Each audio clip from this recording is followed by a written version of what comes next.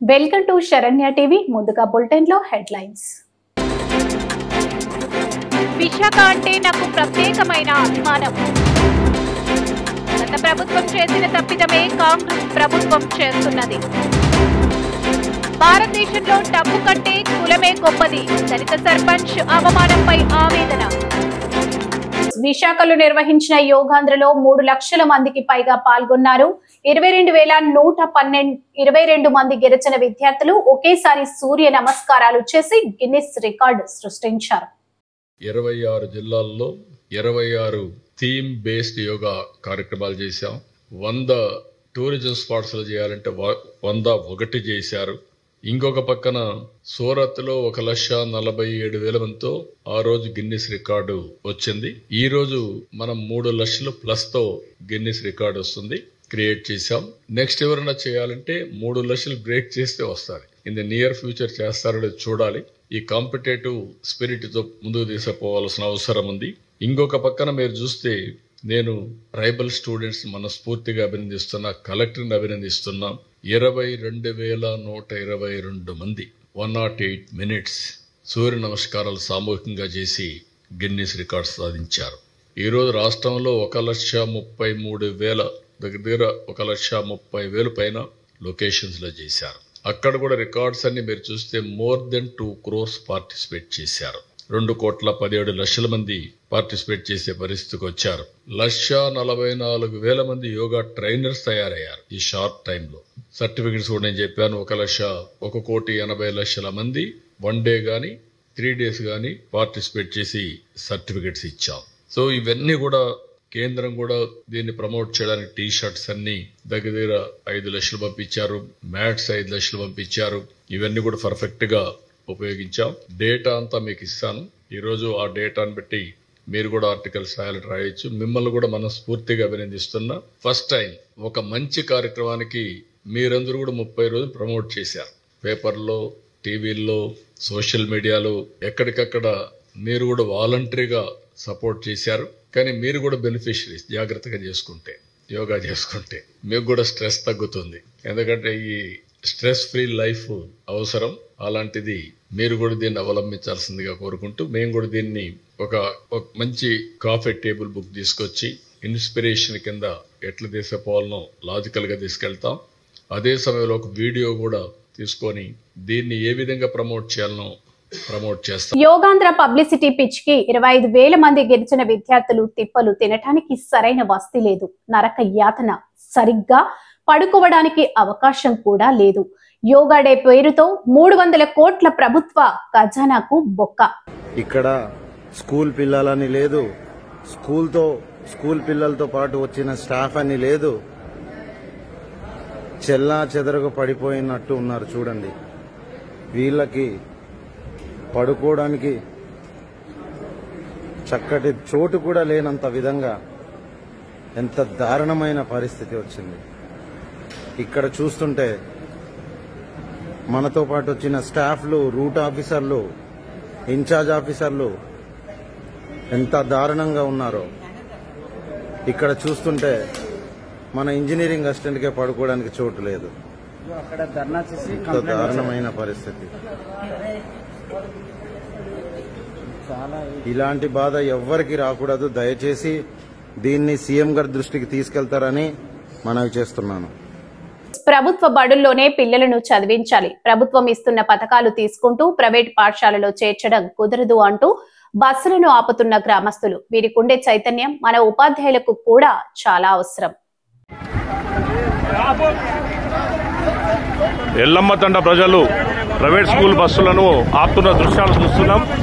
పిల్లలు మొత్తం గవర్నమెంట్ స్కూల్లోనే చదివించాలి, ప్రభుత్వ పథకాలు వస్తున్నటువంటి ఒక ప్రభుత్వ స్కూల్లోనే చదివించాలని చెప్పేసి వాళ్ళందరూ కోరుతున్న దృశ్యం ఎల్లమ్మ తండలో చూస్తున్నాం. ఎల్లమ్మ తండలో అనేక దృశ్యాలు ఇప్పుడు ప్రైవేట్ స్కూళ్లు మొత్తం ఆపడం జరిగింది. గ్రామస్తులు రోడ్డుపై ధర్నా చేస్తూ విద్యార్థులను ప్రభుత్వ బడిలోనే పంపించాలి, ప్రభుత్వ స్కూల్లోనే చదివించాలని చెప్పేసి అంకిత భావంతో అక్కడ వస్తున్నట్టు ఒక ప్రైవేట్ స్కూల్ పాఠశాల బస్సులను మొత్తము రోడ్డుపై నిలిపివేయడం జరిగింది. ఈ యొక్క చైతన్యము, ఈ యొక్క ఎల్లమ్మ తండలో జరుగుతున్న దృశ్యాలు చైతన్యం అనేది ప్రతి గ్రామంలో రావాలి. పిల్లలు ప్రభుత్వ బడిలో చదువుకోవాల వాళ్ళ యొక్క విధానం చాలా గొప్పది. ఈ ప్రైవేట్ స్కూల్ బస్సుల కోసము ఇక్కడ ఆపుతున్నారు వాళ్ళందరినీ.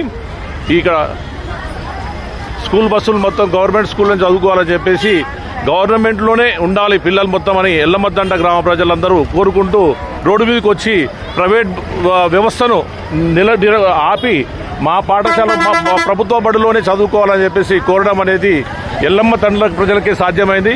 ఇదే విషయము ప్రతి గ్రామంలో ఉన్న ప్రజలు ఆలోచన చేసి ప్రభుత్వ బడిలోనే పాఠశాలను చేర్పించాలని వారు కోరుతున్నారు.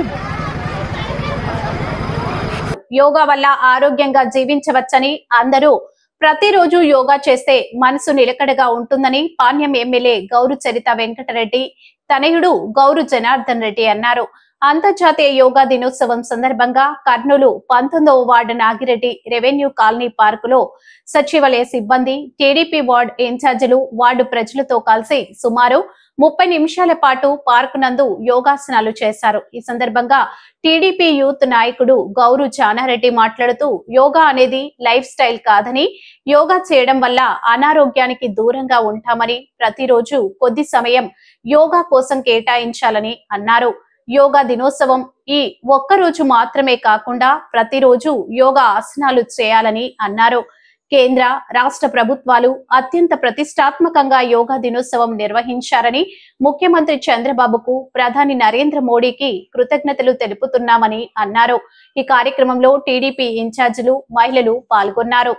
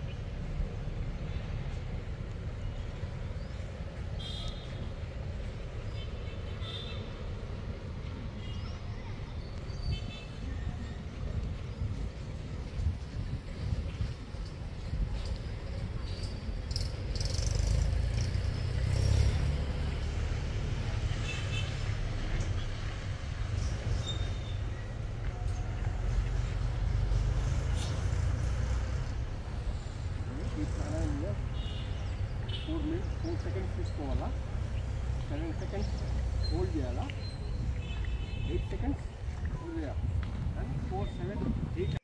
ఆరోగ్య సమాజం కోసమే యోగా. ఎస్వి నాయుడు. అంతర్జాతీయ యోగా దినోత్సవం పురస్కరించుకొని శ్రీకాళహస్తిలో మాజీ ఎమ్మెల్యే ఎస్సివి నాయుడు ఆధ్వర్యంలో యోగా దినోత్సవం నిర్వహించారు. యోగా మాస్టర్ ఆధ్వర్యంలో యోగాసనాలు వేసి ధ్యానం చేశారు. యోగా మనిషిని, సమాజాన్ని ఉన్నత స్థితిలో నిలిపే సాధనమని, అందుకే ప్రధాని నరేంద్ర మోడీ, ముఖ్యమంత్రి చంద్రబాబు నాయుడు యోగా దినచర్యలో భాగస్వామ్యం చేయాలని పిలుపునిచ్చారని ఎస్సివి నాయుడు అన్నారు. అంతర్జాతీయ యోగా దినోత్సవం సందర్భంగా యోగాంధ్ర కార్యక్రమంలో భాగంగా శ్రీకాళహస్తిలో మాజీ శాసనసభ్యులు ఎస్సివి నాయుడు ఆధ్వర్యంలో యోగాంధ్ర కార్యక్రమాన్ని చేపట్టారు.